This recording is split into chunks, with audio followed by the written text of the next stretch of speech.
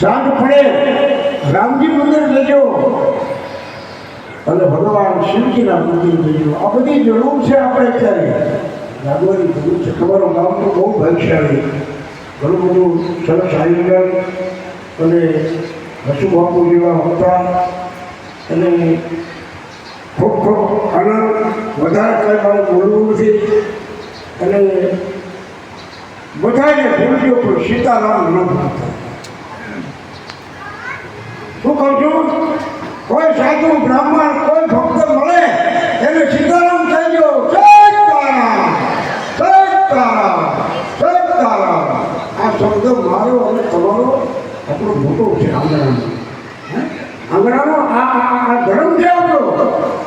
અતિથિનો સન્માન ગ્રસ્તીએ કેવો કરવો, પહેલા સીતારામ કરી અને પછી બેસવા આસન દેવો. આ આપણા 5 ધર્મો છે. પહેલા સીતારામ કહેવા, પછી બેવા માટે આસન દેવું અને ત્રીજું એને પાણી પાવું.